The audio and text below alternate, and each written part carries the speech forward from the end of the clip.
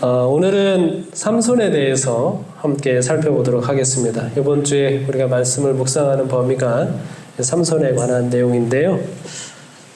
삼손에 대한 교훈들은 우리가 이제 많이 생각할 수 있어서 이번 주하고 다음 주는 범위를 조금 벗어나긴 하지만 삼손에 대해서 한 번 더 말씀을 나누도록 하겠습니다. 추석 명절에 여러 지역으로 가시고 그러시는 분들이 계실지 모르겠지만 삼손에 대해서 이어서 함께 살펴보도록 하겠습니다. 오늘 제목은 말씀이 삶이 되지 못한 사람이라고 하는 제목으로 말씀을 나누도록 하겠습니다. 자, 사사기 13장 24절로 25절에 있는 말씀을 우리 함께 읽도록 하겠습니다. 그 여인이 아들을 낳음에 그의 이름을 삼손이라 하니라. 그 아이가 자라매 여호와께서 그에게 복을 주시더니 소라와 에스다올 사이 마한의 단에서 여호와의 영이 그를 움직이기 시작하셨더라. 아멘. 여러분, 이 삼손에 관한 인상은 좀 어떻습니까? 삼손하면 네. 망했어. 여러분, 이 삼손에 대해서 삼손에 대해서 좀 생각을 하면 많은 것들을 우리가 질문도 할 수 있고, 특별히 이 삼손에 대해서 히브리서에는 믿음의 영웅들에 대해서 쭉 이야기하면서 히브리서의 저자였던 이 사도 바울은 누구 얘기도 하고 싶었어요? 삼손 얘기도 하고 싶긴 하셨어요. 근데 이제 삼손 이야기는 다 못 했는데, 삼손에게서 배울 점들이 좀 뭐가 있을까요? 생각하기 매우 좀 어려운 인물 중에 하나이기도 합니다. 네, 영화를 만드는 사람들은 이 삼손에 관한 것으로 스토리로 영화를 만들기를 좋아하죠. 특별히 이 삼손의 말씀과 관련돼서 우리가 생각해 볼 만한 것들이 좀 있는데, 여러분, 삼손이 말씀을 잘 알았을까요? 성경 말씀을 잘 아는 사람이었을까요? 자, 이 삼손에 관해서 생각을 하면서 제가 이제 몇 가지 좀 질문을 해봅니다. 삼손의 이름의 뜻은 무엇일까? 부모님은 왜 그렇게 지었을까? 그 다음에 삼손은 이스라엘 사사로 20년 동안 봉사를 했습니다. 그렇죠? 그가 모세오경을 잘 알고 있었을까요?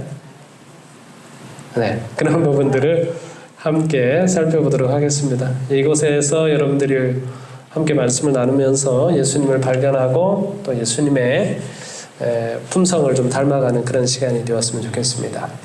여러분, 삼손의 이름의 뜻이 뭐예요? 태양의 아들이라고 하는 이름, 뜻을 가지고 있습니다. 태양의 아들. 자, 태양의 아들인데요. 왜 이름을 이렇게 지었을까요? 여러분, 태양의 아들이면 신앙적인 이름인 것 같습니까? 아니면은 우상을 숭배하는 듯한 이런 것 같습니까? 실제로 가나안에는 세메시라고, 이 삼손과 어원이 똑같아요. 세메시라고 하는 태양신이 있습니다. 가나안을. 근데 이 부모님은 뭐라고 이름을 지었는가 하면 태양의 아들이다, 이렇게 이름을 지었습니다. 왜 그렇게 지었을까라고 하는 부분입니다.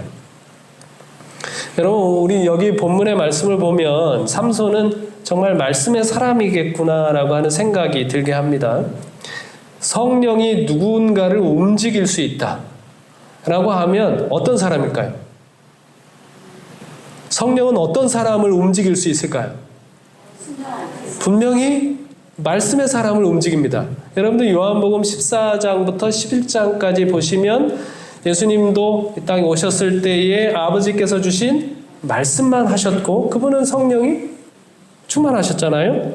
예수님을 대신해서 이 땅에 오실 보혜사 성령도 그분의 말씀을 가르치고 그것을 생각나게 하실 것이라고 하셨습니다. 그러니까 성령은 이 말씀 위에 역사하게 되어 있습니다. 자, 그런데 여기 보면 25절에 소라와 에스돌 사이 마한의 단에서 여호와의 영이 그를 움직이기 시작하셨더라라고 이렇게 말씀을 하고 있죠.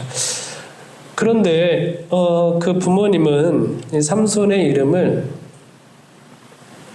태양의 아들이라고 지었습니다. 여러분, 부모님이 우상 숭배를 하는 부모님이라 이렇게 지었을까요? 삼손의 부모님 마노아, 그의 아내, 우상 숭배하는 사람이었을까요? 우리는 그렇게 볼 수가 없습니다. 여러분, 이 마노아는 굉장히 경건한 사람입니다. 특별히 여기 보시면 마노아가 아이를 낳지 못해가지고 뭐 하고 있어요? 기도하고 있습니다. 여러분, 그 당시에 아이를 낳지 못하면 어땠을까요? 예? 사람들이. 성경에 보면 12장에 바로 앞에 보면 사사 입산이라는 사람이 나오거든요. 8절에 입산이 이스라엘의 사사가 되었더라. 그가 아들 30명과 딸 30명을 두었다. 이렇게 이야기했습니다. 그 입산이라고 하는 사사는 아내가 한 명일까요? 여러 명일까요? 여러 명이죠. 한 명이 60명 낳는 것은 쉬운 일이 아닙니다. 그 다음에 13절부터 보면 압돈이 나오는데요. 압돈은 그에게 아들이 몇 명 있어요? 아들이 40명이 있습니다. 아들이 40명. 자, 그러니까 이 압돈도 아내가 하나일까요? 둘일까요? 아니, 둘이라는 건 없지만 여러 명이겠죠. 당연히 그렇게 합니다. 사사들도 뭐예요? 여러 명의 아내를 두고 결혼을 하고 아이를 낳고 있는 상황입니다. 근데 마노아는 어떻게 해요? 마노아는 지금 아이를 못 낳고 있습니다. 근데 뭐 하고 있습니까? 기도하고 있어요. 마노아는 굉장히 경건한 사람입니다.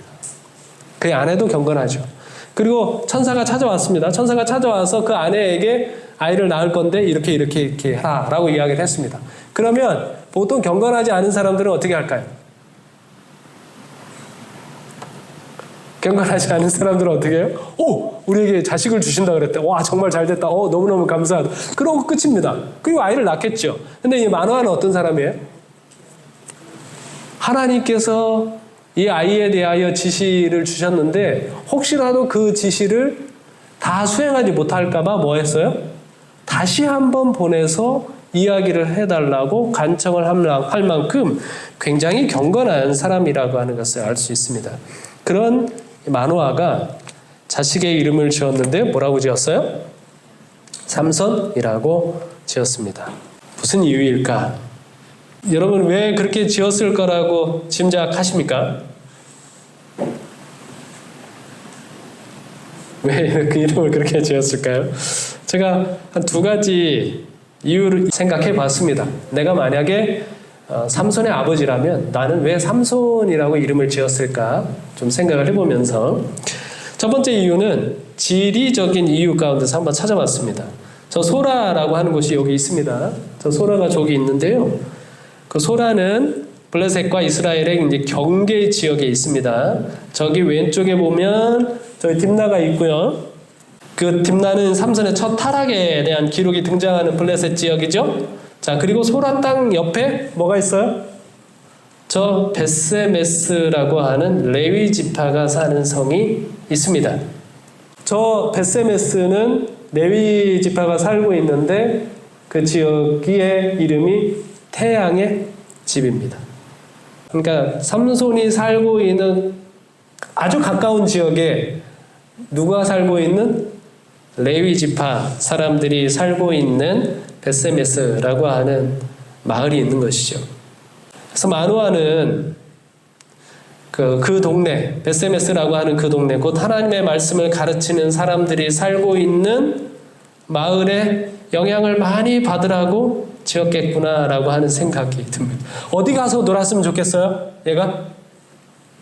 네? 어디 가서 놀았으면 좋겠어요? 네, 저 벳세메스 동네에 가서 놀았으면 좋겠어요.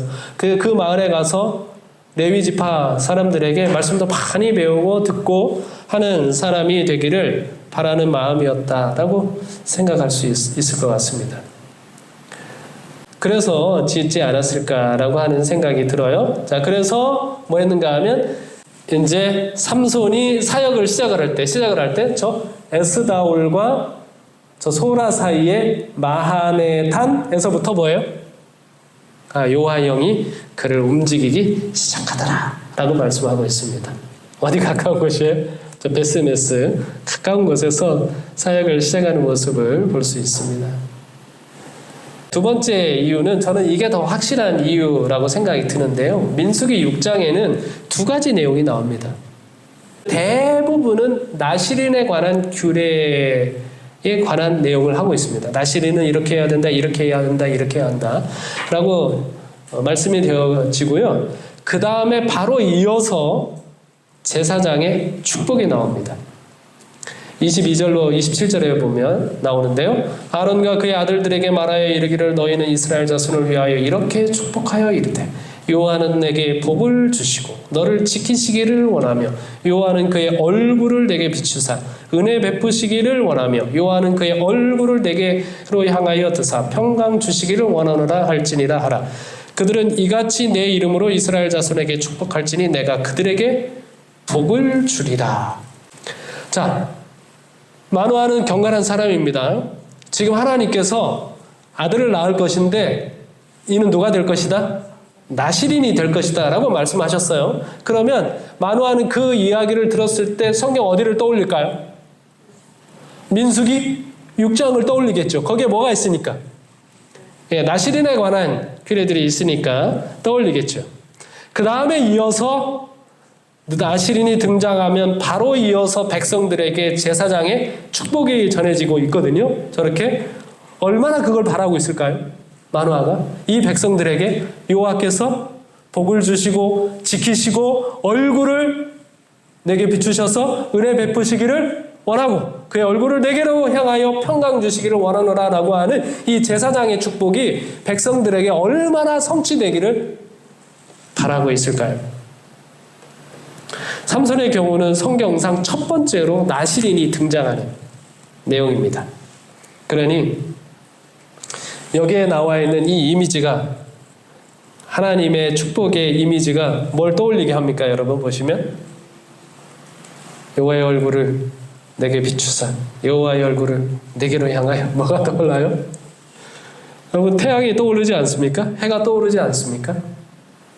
저 해 이미지 아닙니까?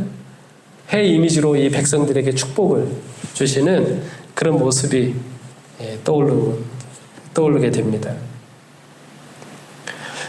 그래서 태양의 아들이라고 하는 이 이야기 속에는 이렇게 하나님의 축복을 기원하는 그런 소원이 담겨져 있다라고 생각할 수 있죠.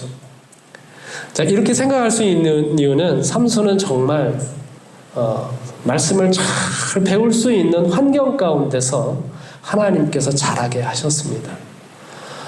여러분 보시는 것처럼 그 전에 사사 이야기가 누구 이야기인가 하면 입다 이야기입니다.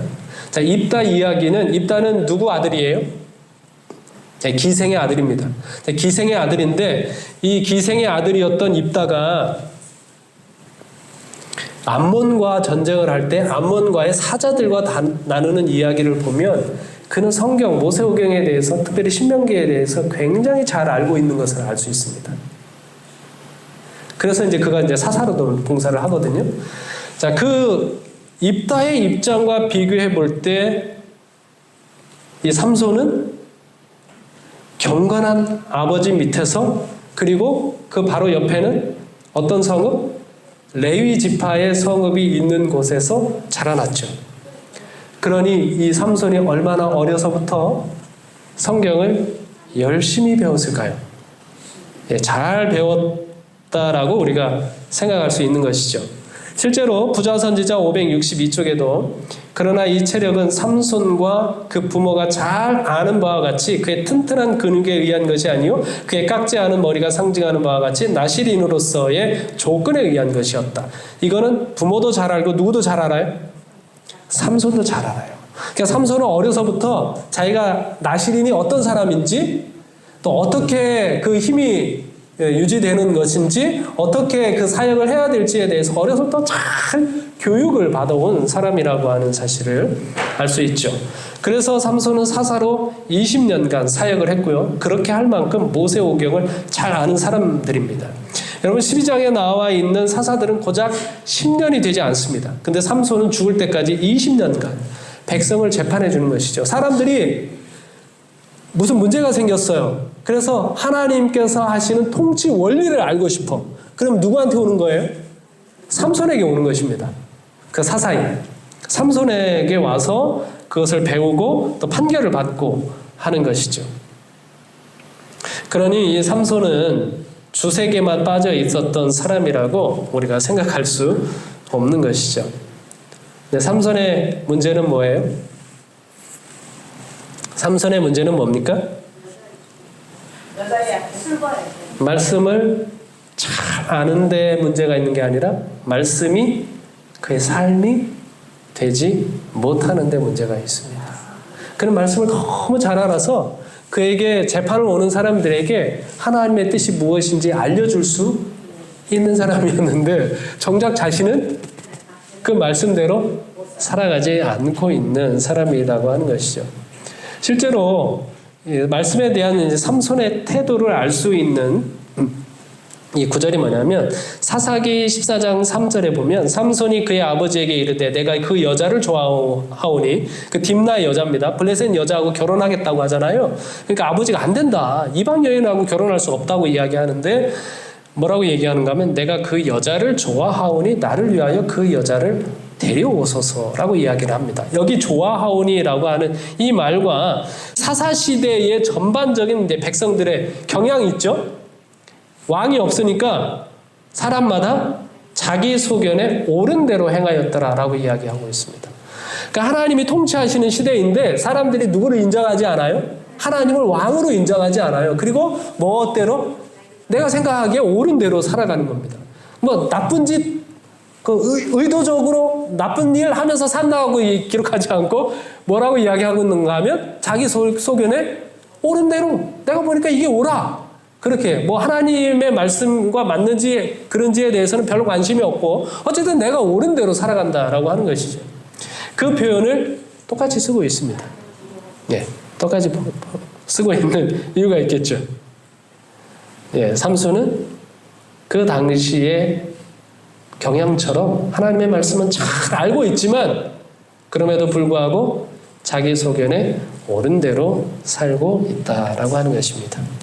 제가 이 입장을 보면서 야 우리 재림교회가 정말 그럴 수 있겠다는 생각이 들었습니다. 여러분 우리 재림교인들 성경을 잘 아나요? 너무나 많은 빛을 가지고 있지 않습니까? 근데 살기는 어떻게 삽니까? 빛대로 삽니까? 말씀대로 살아요? 자기 소견에 옳은 대로 살아가고 있는 건 아닙니까? 우리가 뭐 의도적으로 나쁜 짓 하면서 살지는 않습니다. 그러나 내 소견에 그저 옳은 대로 살아갈 수 있는 거죠.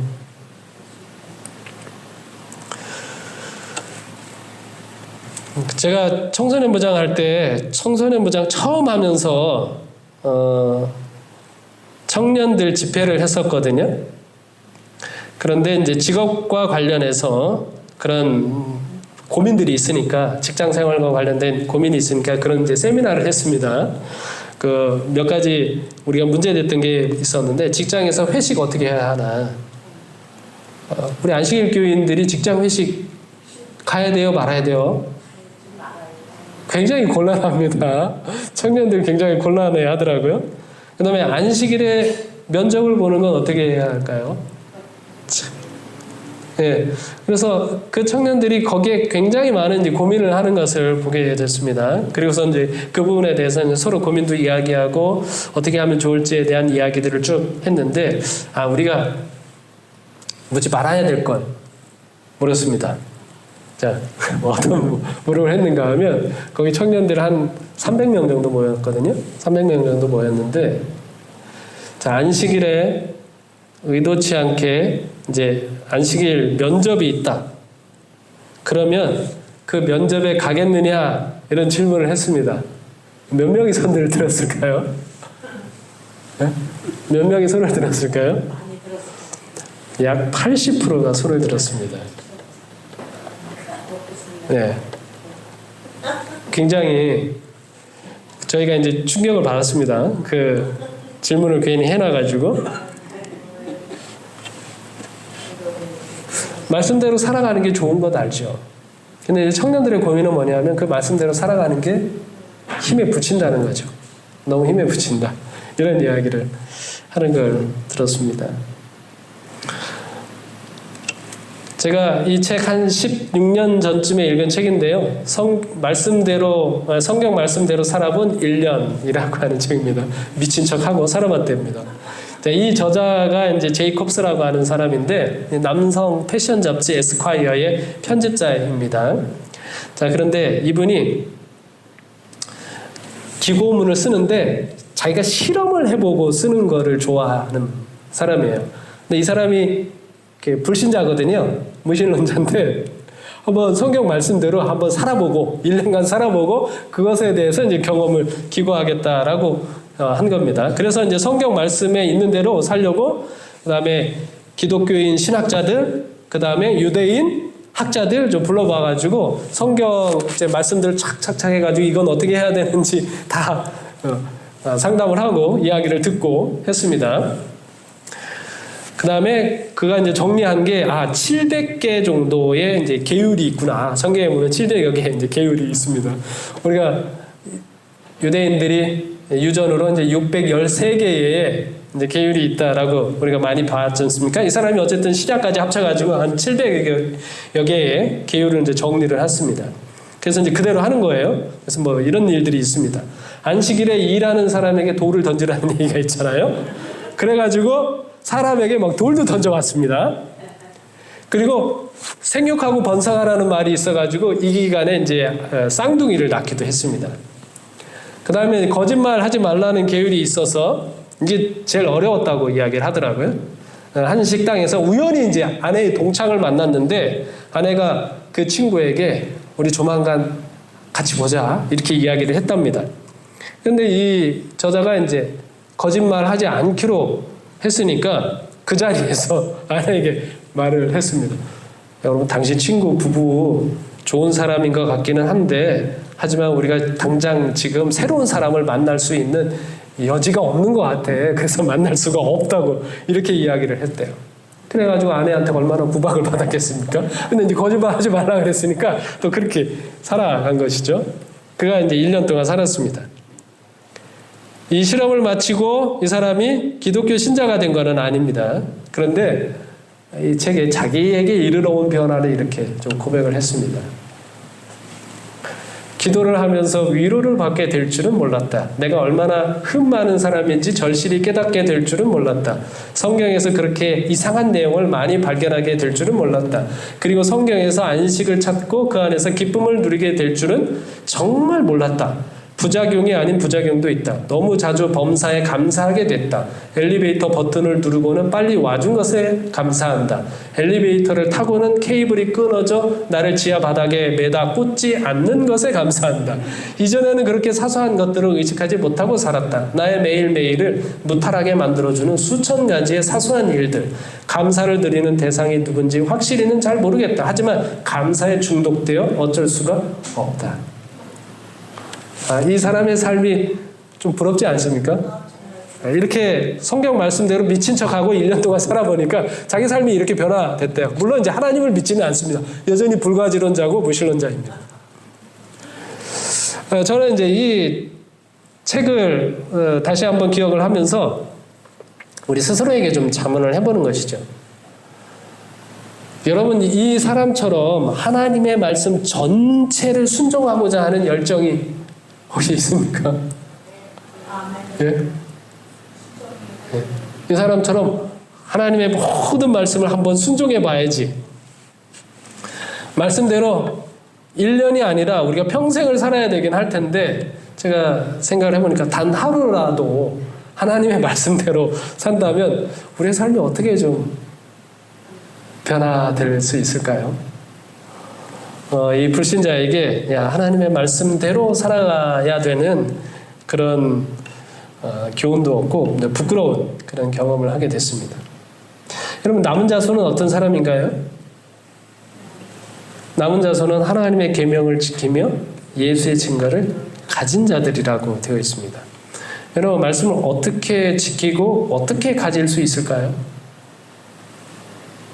하나님의 계명을 어떻게 지키는 거고 예수의 증거는 어떻게 가지고 있는 겁니까? 네?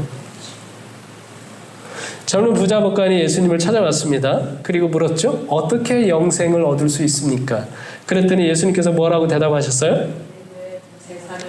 예수께서 이르시되 율법에 무엇이라 기록되어 있으며 내가 어떻게 읽느냐, 이렇게 답을 했습니다. 무엇이라 기록되어 있으며 어떻게 읽느냐라고 이야기한 것이죠. 여러분, 우리가 얻고자 하는 영생은 하나님의 말씀을 어떻게 읽는지, 거기에 무엇이 기록되어 있는지를 잘 아는 것과 관련이 있을까요? 당연히 관련이 있습니다. 그 말씀을 어떻게 아느냐. 이 화이트 부인은 그 이야기를 절박한 최후의 위기의 때에 우리가 어떻게 끝까지 믿음을 지킬 수 있는지를 이 말씀을 인용해서 이렇게 강조했습니다. 젊은이와 늙은이를 막론하고 무식하다고 해서, 여기 무식하다고 하는 게 교육을 못 받았다라고 하는 의미가 아닙니다. 젊은이와 늙은이를 막론하고 몰랐다고 해서 하나님의 율법을 범함으로 마땅히 받아야 할 형벌에서 면제되거나 노연할 수는 없다. 왜냐하면 그들에게는 율법과 율법의 원칙과 그 요구가 충분히 제시되어 있기 때문이다. 좋은 의도를 가진 것만으로 넉넉지 못하다. 사람이 옳다고 생각하거나 목사가 그에게 옳다고 말해주는 것으로 넉넉지 못하다. 그의 영혼의 구원이 위기에 놓여 있으므로 그는 자기 스스로 성경을 연구하여야 한다.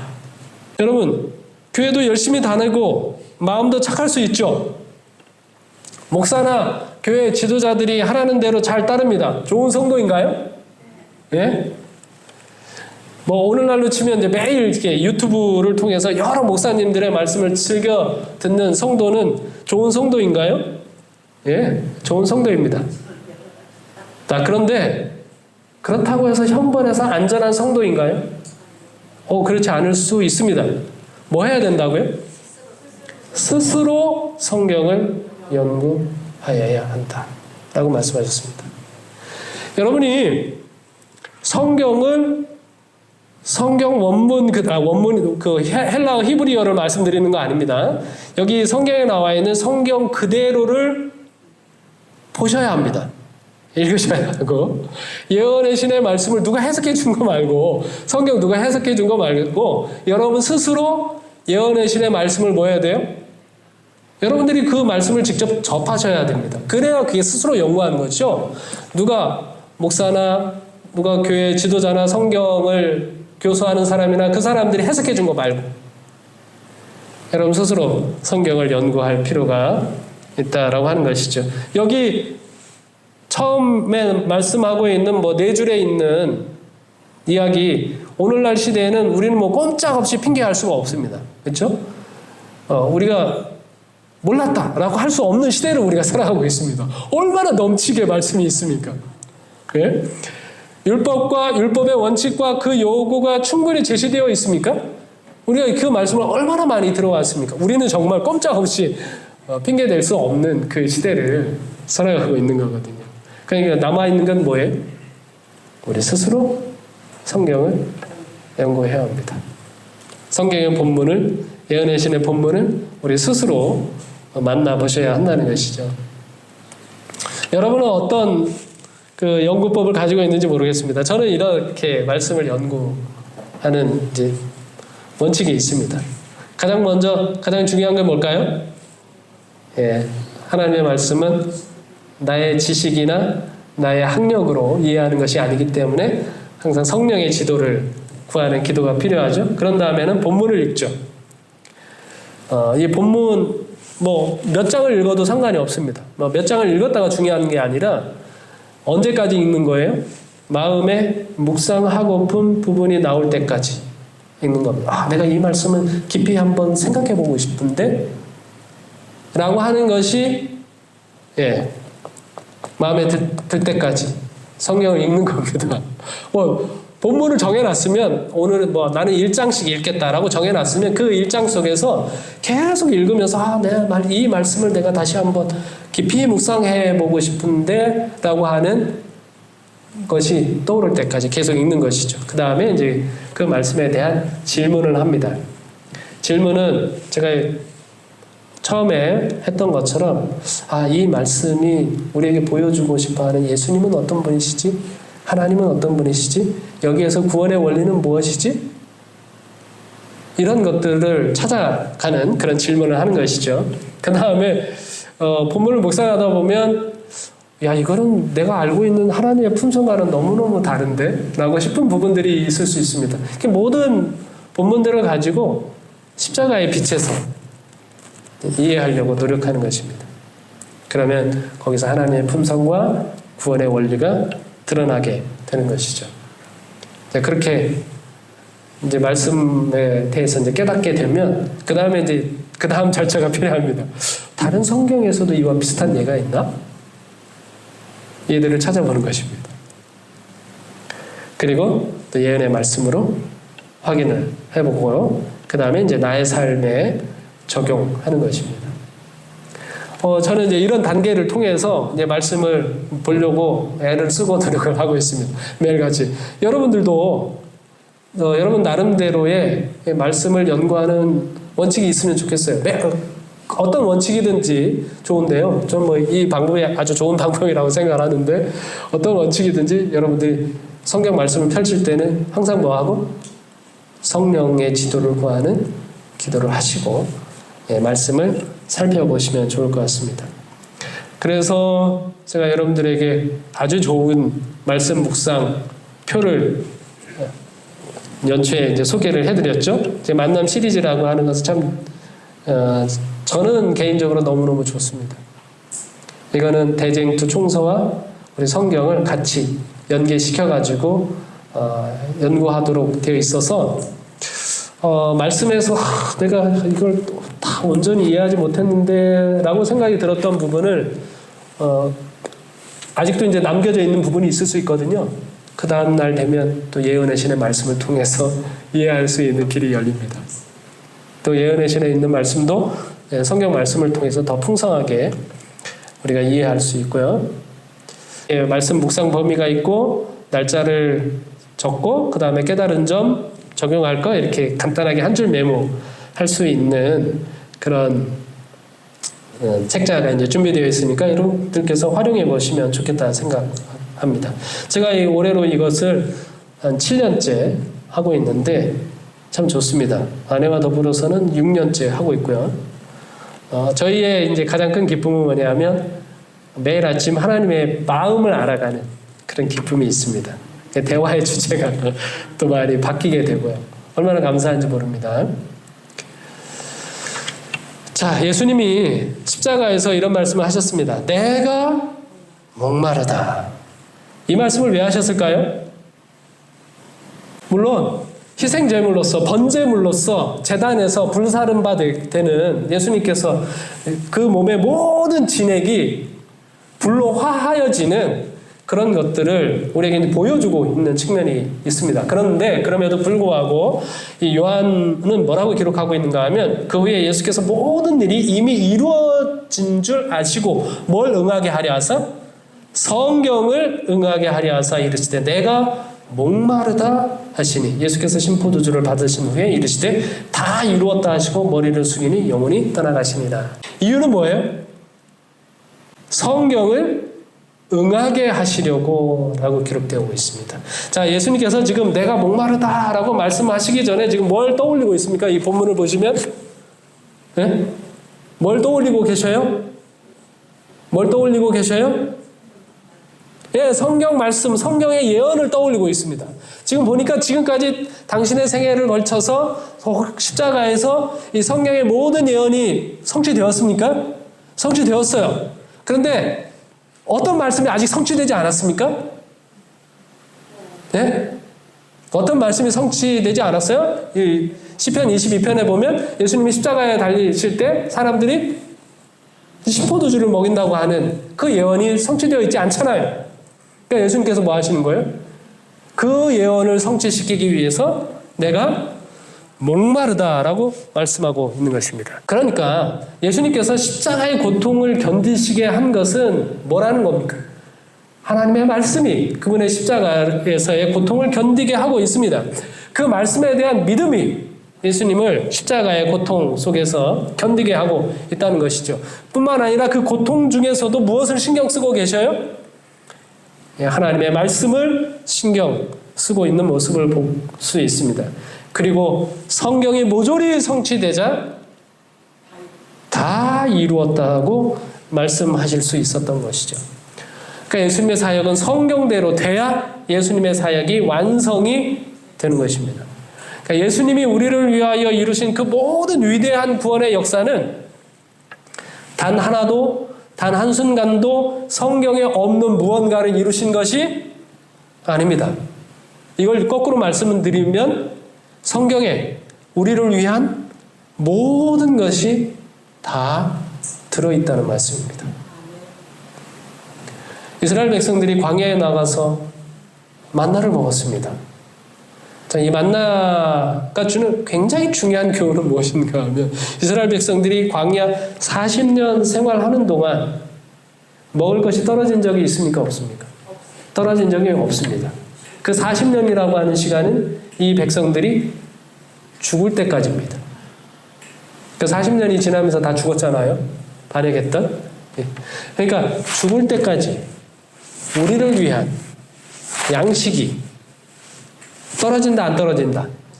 안 떨어진다. 그럼 오늘날 이 만나가 하나님의 말씀을 상징한다면 하나님의 말씀 속에, 성경 말씀 속에 우리를 위한 양식이 죽을 때까지 떨어진다, 안 떨어진다?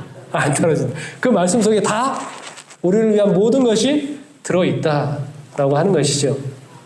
이 말씀에 대한 확신이 얼마나 중요한지 모릅니다. 이것이 우리 그리스도인의 삶이고요. 재림성도 남은 자손의 삶이라고 하는 것이죠. 자기 마음대로 살아가는 사람들이 많은 세상에 하나님께서 너는 이것 하며 살아라. 이것은 절대로 하지 말고 살아라. 이렇게 말씀을 할 수 있다면 하나님이 얼마나 행복하실까요? 오늘날 많은 사람들이 자기 소견에 옳은 대로 살아가지 않습니까? 하나님의 말씀이 뭐가 중요합니까? 그런데 하나님께서 나에게는 언제든지 나는 이거 하고 싶은데 하나님께서 부담 없이 나한테는 너 그거 하면 안 돼. 네?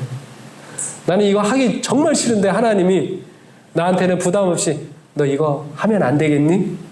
라고 말할 수 있는 사람으로 우리가 살아간다면 얼마나 감사한 일일까요? 여러분 십자가에 있는 예수님을 보면서 하나님은 뭐라고 하셨을까요? 세상죄로 인해서 세상죄를 지고 가는 너를 나는 버렸지만 너는 끝까지 멋대로 사는구나. 너는 끝까지 말씀대로 사는구나. 이게 십자가에서 던져주는 메시지 아닙니까? 우리의 죄를 지신 예수님을 하나님은 십자가에서 버리실 수밖에 없으셨는데 예수님은 뭐 하시는 분이셔요? 끝까지 멋대로 말씀대로 살아가고 있는 것이죠. 우리 중에 이런 사람들이 누가 있을까요? 남은 자손이 그렇게 되기를 바란다는 것이죠. 우리는 너무 감사한 것은 하나님은 우리를 한 번도 버리신 적이 있어요? 없어요? 없으신데 예수님의 마음에 우리는 주의 말씀을 너무 등한히 하는 것 아닙니까? 네? 우리는 주의 말씀을 너무 등한히 한다고 하는 생각이 많이 듭니다. 우리는 오늘부터 우리에게 주신 말씀을 매일처럼 귀하게 마음과 생각에 새기시게 되기를 간절히 바랍니다. 말씀이 삶이 되지 못한 사람이었던 삼손에게서 말씀이 삶이 되는, 안식일을 가르치는 사람이 아니라 안식일 신앙이 내 신앙이 되는 그런 저와 여러분이 되기를 간절히 바라면서 말씀을 마치겠습니다.